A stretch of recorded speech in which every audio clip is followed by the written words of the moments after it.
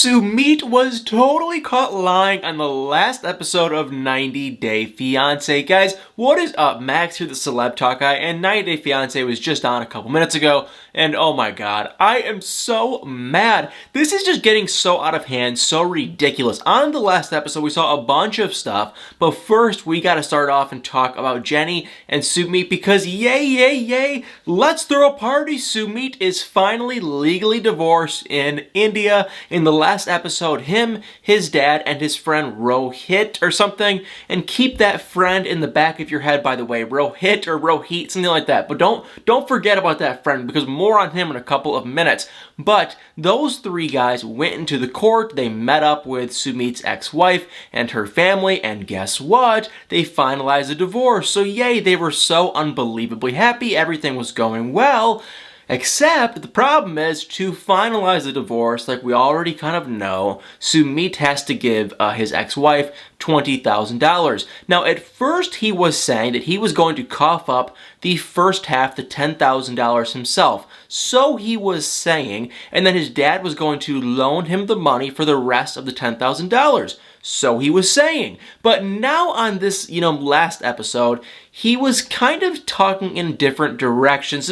Now he lied about a million different things, but the first thing he lied about was, and the main thing he lied about really, is this, $10,000 that he allegedly has to pay back to his dad, because his dad was like, I had to go to friends and family and get a loan from a bank to accumulate the $10,000 to give to Sumit. So, his dad was like, I need you to start paying me back as soon as possible. And Sumit was like being real quiet, like, yeah, I'm gonna start working, I'm gonna start doing stuff. And he made these ridiculous comments. He was talking in circles, but he was acting like he's gonna try to get some kind of a job. And right now he's only working 3 to 4 hours a week, and he's not 3 to 4 hours a week, 3 to 4 hours a day. Sorry, excuse me. But he's only working a couple hours a day because Jenny, she wants him nearby, whatever. But he's acting like he's not making any money. And then later in the episode, he goes and visits his friend, or shall I say friend, Rohit or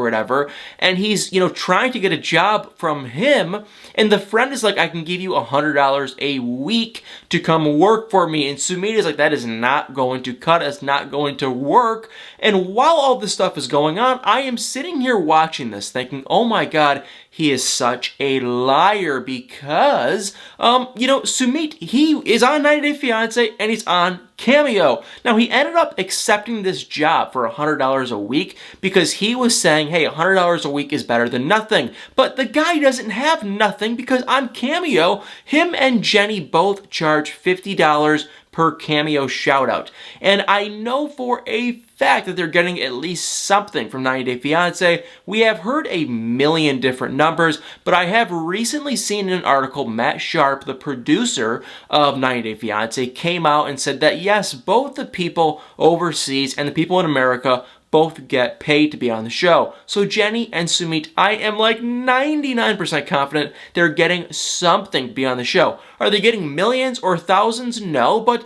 they're likely getting $500 to $1,000 an episode if I had to guess. Don't know for sure, but that is what I would probably guess. So they're getting some money, and I can guarantee you guys on Cameo, they're definitely getting somewhat of decent money. Now, there's really no way to know how much money they're getting on Cameo, but I do know one thing. Larissa had about 300 reviews on her Cameo, profile, and she said on Instagram a few months ago that she, at some times was getting 10 plus Cameo orders a day, and she was charging $100 for a Cameo. So she was making, $1,000, $1,200, $1,500 in a single day from Cameo. Okay, well, Sumit's account and Jenny's account seems to be like 3 to 5 times smaller than Larissa's, so maybe they're getting 1 to 3 orders a day, and they're charging $50 per Cameo. But still, if they each get, that'd be like $100, $150 a day,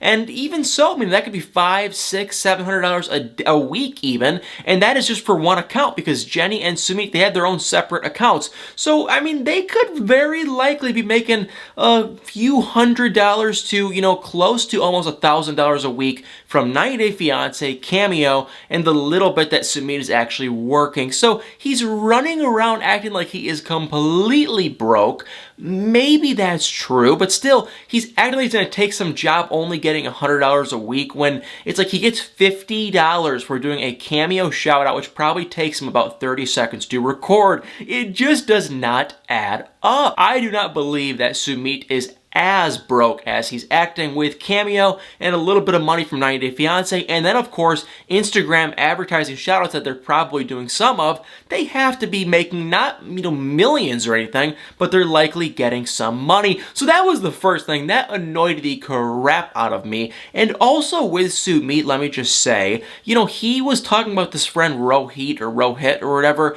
and at first this friend was like driving Sumit around like he was like a taxi driver. Then next thing you know, they're having like a heart-to-heart like they're best friends or something. And then next thing you know, again, supposedly this friend is like, I don't even know, the owner of like a digital marketing company. So I don't even know if this guy was just paid or hired from 90 Day Fiance. It was so stupid, but it just seemed fake. And for the rest of everything with Jenny and Sumit, really quick, basically he got the divorce and then he told his dad that he's going to try and repay him. We will see what happens.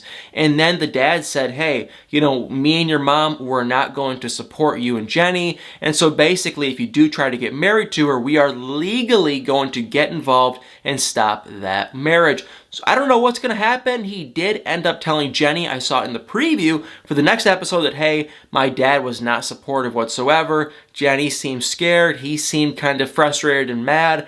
But we're going to have to wait and see. So comment below what you guys think, but that is just my kind of thoughts on Jenny and Sumit. I just feel like there's still so much BS in the air with Sumit. And for the rest of the episode, really quickly, let's go through all the other couples really quick. We got to see Biniom and Ari, and I don't even know where I stand with these two. Basically, they went to the hospital in the last episode so their son Avi could have a little bit of a procedure. And I know everyone's probably saying, well, why can't I say what the name of the procedure is? But on these videos, you kind of got to beat around the bush on something. So that, I don't even want to say it, but yeah, he had to have a little procedure that some, people have to do when they're babies. You know what I'm talking about. And Ari, she didn't want to see her son go through anything painful. So she kind of flipped out. Emotions were very high. She took her baby. She ran out of the hospital. And then Biniam was frustrated. They were going back and forth, kind of fighting. Finally, they ended up leaving.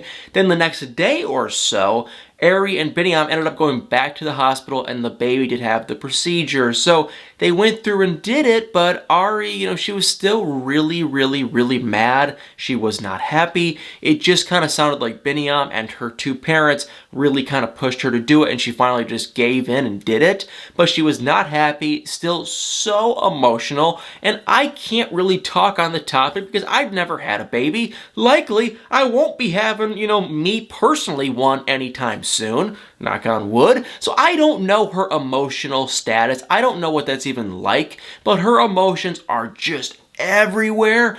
A lot of stuff is going through her head, but I understand because she just had a baby in a different country with a man she doesn't really know, and a lot of different things are going on. So they are fighting, but I feel like her emotions are just high. Hopefully once her family gets there, everything settles down, they'll be able to be a little more calm, be able to kind of work out some differences.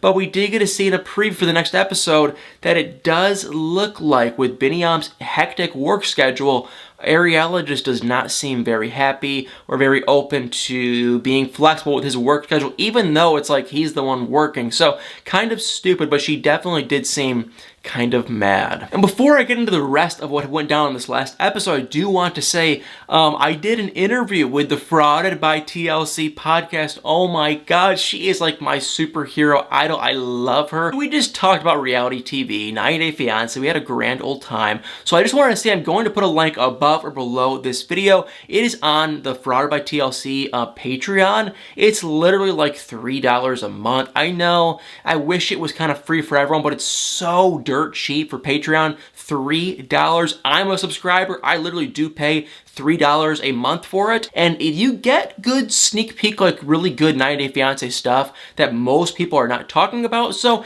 if you are interested and you are a die-hard 90 Day Fiance fan, I would definitely consider investing the $3 a month. My interview with her's on there. It was so much fun to do. So I'm gonna put a link above or below this video. Make sure to check it out. Check out the interview I did with her. I love her so much. But now back to the rest of this video. Then we got to see Brittany and Yasmin, and oh my god, if I see another second of these two on this show, I'm going to lose it. I mean, I am just so sick and tired of these two people. Like, do you guys, I don't know, maybe your guys' families are divorced or parents are divorced, or maybe you guys just know two people that are always in a relationship, but they're constantly fighting. Okay, that is Brittany and Yasmin, and I sat there this entire episode watching them just like trying to stay out of it, not even get involved, because all they're doing is just fighting. And what happened was, basically, long story short, is Yasmin's dad, he pretty much just told Yasmin's brother to tell Yasmin that if Yasmin does stay with Brittany and marry her, he is going to harm him, however, whatever that means. Now, is that true? Is that a complete lie? I have no idea. I would never imagine someone's dad saying that to someone, to their son, but I guess it's a different country. Maybe it's true. I don't really know what stuff is like over there, so I can't comment, but I can tell you one thing, it sure seemed awfully fake, because Yasmin was like, oh, okay, he was emotional, but he wasn't as emotional as someone would be if they were just like threatened by someone. So it didn't really seem to be true, kind of seemed like a lie. Brittany was also calling Yasmin. I'm sick and tired. I'm so annoyed with these two, because they have never, ever have they had like any good moments whatsoever, but they're still pretending to go back and forth and act like they're in some kind of a relationship. Brittany ended up jumping on a plane to go back to Jordan, but we just got to see Yasmin's dad and brother a few minutes ago say that he needs to dump her. So it's like, why is he doing this? It doesn't make any sense, and oh my god, it is so frustrating. So likely what's going to happen is Brittany's going to get there. She's going to find out that her, Yasmin's dad is like, threatening Yasmin, and she'll probably jump on a plane, pack up her crap, and come back to the US, because I think they're probably trying to just ride out this season. They're trying to get through the season and just kind of get their airtime, and that is it. So it is very annoying, very frustrating, but I believe, they're just going to end their relationship pretty soon. Then there was Kenny and Armando, and it went from kind of being really sad to kind of not being too terribly sad. What happened was they went to file a marriage license in Mexico. I have talked about this like 300 times, but in Mexico, if just a man and a woman want to get married, okay, you don't have to file for a marriage license, according to Armando. But Armando did say if a man and a man man wants to marry a man in Mexico, you got to file for this license thing, which that is just annoying in itself. And then they went and they filed the license and it got denied. So, that sucks. It is sad. It's annoying to see that they're kind of getting, treated not fairly at all. And that really does suck. But let me just say, we have seen this little sneak peek of their marriage license getting denied for months and months and months, but after it got denied, the lady basically did just say that there have been other people that have gotten married, other men marrying other men, probably other women marrying other women, and it has happened in that state, but they had to file like another request or something, and then likely it'll be able to get approved and they can get married. So it was kind of, doom and gloom, kind of, but like a second later, she was basically like, but, it's not the end of the world. You guys can still kind of work around it, and y'all can still probably get married. So it was sad to see. I feel bad for these two, but I think more than likely at the end of the day, they'll probably be able to get married. It was not like a done deal, like it's never going to ever happen. They can probably get married, and still, once again, if they just came over to the US, like 99% of their problems would just go away. So Kenny and Armando, kind of frustrating because they won't just come to the US, but it does look like they're probably going to be able to get married. Then there was another horrible couple. There are so many bad couples this season, but it was Tim and Melisa, and Oh my God, they're just a horrible couple, like, all these other couples that have no business being together. Yeah, I mean, what happened was Tim's mom is coming into town, and guess what? Tim's mom hates Melisa. They got into a big old breakout fight. Melisa was throwing stuff here and there, and Tim's mom pulled Melisa to the side and said, hey, if you don't stop, doing all this stuff, I'm going to call the cops on you. Now, that little situation happened like months and months and months ago. It didn't happen anytime recently, but still, it's like, okay, they had this really weird, awkward situation. They are not friendly at all, and now she's coming to visit. So Melisa was awkward. You can see Tim's kind of nervous too. It's just one of those situations. Why are they still together? But hey, once again, I have no idea if they have gotten, if they're, I don't know what happened with them. I don't know if they're still together. I don't know if they broke up. But in the last episode, we were just preparing and waiting to meet Tim's mom once again with Melisa. And we did get to see in the preview that once she gets there, she was kind of pointing fingers like, hey, if this relationship isn't working, why are you guys still together? Maybe you guys should just end it. And fingers crossed, hopefully they do end it, because once again, I'm sick and tired and just bored with those two. And then last but not least, I want to say, I could be missing someone, but I believe last but not least would be Devin and Ji-hoon. Once again, another couple like Brittany and Yasmin and all these other people like Tim and Melisa. They should not be together, and thank God they have ended their relationship. So Devin and Ji-hoon, they went and met up with some of Ji-hoon's friends. Older friends, though, from like middle and high school and college times. So they knew the real original Ji-hoon, who was kind of wild and doing stuff he shouldn't have been doing. They were shocked to see he was kind of, in this family. They were very surprised because the Ji-hoon that they knew was wild and was doing a bunch of, not good stuff. So they were shocked. And then once Ji-hoon went up and went to go do something, Devin pulled, some of their friends to the side and said, hey, I found some selfie pictures of women taking pictures of what on Ji-hoon's phone. There were hundreds and hundreds and hundreds, and she was basically asking them, do you think he would cheat on me? Which is just such a stupid question to ask a guy's friends. If they are his real friends, which I believe they are, they're going to lie either way. Yeah, that's just the reality. Guys that are friends with their guys, I hate to say it, but they're probably gonna lie, most of them. And so, of course, they were like, no, he's not cheating. He's a good guy. He's honest. Stay with him. Give him, don't go too hard on him. So it was just ridiculous. And then Devin and Ji-hoon did go on a date, and she just asked him again, I saw those pictures, what's the deal? Ji-hoon was really embarrassed and basically just said that, hey, because you and I are not very romantic over in the good old bedroom, I'm kind of doing some stuff by myself. And he was embarrassed. It was kind of awkward, and Devin still kind of called him out for cheating. Now, I am actually really curious what you guys think. This is kind of a weird topic, but I'm kind of curious what you guys think, because Devin said, hey, if you're looking at women like that and you are married to me, that in my eyes is cheating. So I'm curious what y'all think. My take is probably not, because humans are humans, and if she wants to look at other men, not in a serious fashion like she's going to go and do something, but if she's looking at other guys, he's looking at other women, and it's not serious, it's just kind of good old fun, nothing real to it, I think it's not, no problem in my eyes, my book.